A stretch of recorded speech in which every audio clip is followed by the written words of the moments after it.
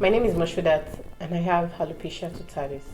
Alopecia is an autoimmune condition that occurs when the immune system sees the hair follicles as an antibody and it attacks the hair follicles, and this results to hair loss. So basically, when you're talking about alopecia, you're referring to hair loss.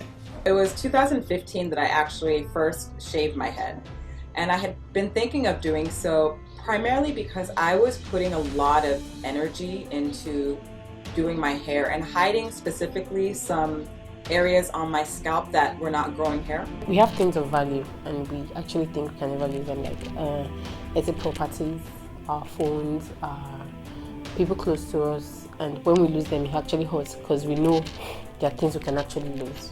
But things like we grew up like feeling our hair will always be part of us, like we know old people with their hair still on their head. We know people that have died, they died with their hair. We didn't grow up with anyone being bald next door. If anyone was, probably a man with normal male pattern baldness, and that was accepted. So it's just something like you never grew up with the fact that you could lose it, and I lost it. I used to have hair, like very long and dark hair. It was along the line about 15, 16 years ago that I lost my hair. It was a tough one actually. Initially it wasn't easy because, you've lived with hair and then all of a sudden you're losing your hair. It was strange. It wasn't easy for me to adapt to because it chased me into my closet, like it kept me in a cage. I loved being a Muslim and being able to say, okay, I'm doing this for God, I'm covering my hair for God, and I'm happy with it. So when alopecia came and I lost it all, like I had identity crisis. Like I couldn't identify as who I was. I couldn't even identify as a Muslim woman anymore because you were not sure if you were covering your hair for being a Muslim or because you're trying to hide my alopecia. So when people see me outside, especially when I was 7, there were some men. I did my PPA was in local government. There were some Muslim men there, and they were like, "Oh, I like the fact that you're covering your hair." And in my mind, I felt like whenever they say that, I feel like a fraud, because I'll be like, "What hair? What hair am I covering? I'm not covering any hair." And I didn't want people to see it as a means of me hiding my condition. I wasn't using it to hide. If I wanted to use it to hide, I would have gotten wigs. So I just continued my lifestyle, but people were not seeing it that way. But I love, and I just felt like a fraud. 2 years, I felt like a fraud. With the hair, there was things I was hiding, and so without hair, like I can't really hide. In some ways, like you see my face, like I'm not hiding, So I had to really, really learn the lesson from her of know your beauty. There was this guy wearing the talking stage. It was getting really serious from his part because we're talking like practically every day. He would call regularly, would chat. I was even already asking people that actually know him about him and all that. And the time is actually not even a very serious person, but just because of the whole effort he was putting in and all that. So in my mind, I was like, okay, I was probably going to give him a try. So I told him about it. I just wanted him to know.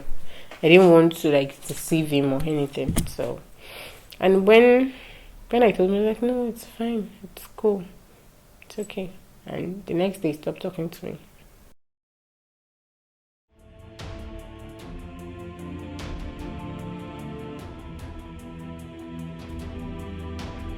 My friends used to call me an alien,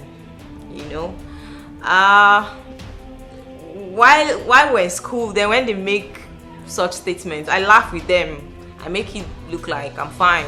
It's not a problem. But when I get back home, I cry my eyes out.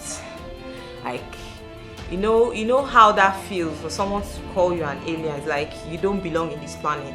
You're a weird creature. Nobody wants to reckon with you. And when I'm not the type that gets into fights, but then we are humans, anything can happen. I've had people use that against me. I can't, funny enough, I can't even remember who. I can't remember who, but I can remember I was in, I think I was working then, but just what she said to talk. The person saw me, I was like, how did you cut your hair? Don't you look like a man? It's not even fine now. Why will you cut your hair like this? Is your boyfriend not complaining? Go and go. Make your hair. This one is not even fine. Who told you this? They are deceiving you. They are deceiving you when they tell you it's fine. It's not fine at all. So she didn't know what was wrong. She didn't ask why. Even if I was bowed by choice, you could have asked, like, but you didn't. She just got judging, and gave me unsolicited advice. And I didn't say anything. I think it was even people around her that was now saying, leave her now. Is it your own? Is your... So even till now, because I know she's probably a very blunt person. So it just made me realize, like, there will be some people with the same mindset and opinion and wouldn't say it. So that just made me realize, like, definitely some people would look at me and say, but this guy is ugly. When people try to be positive and say, like, I love my imperfections and my imperfections make me who I am, I think it's beautiful because, that's coming from a place of self-confidence. And I would still ask, okay, but what is the perfect that you're comparing yourself to? If there's a standard outside of you that you will never ever meet because that's someone else, versus, you as who you are in your own form, because there's no one on this planet that looks like you or is exactly like you, even if you have a twin.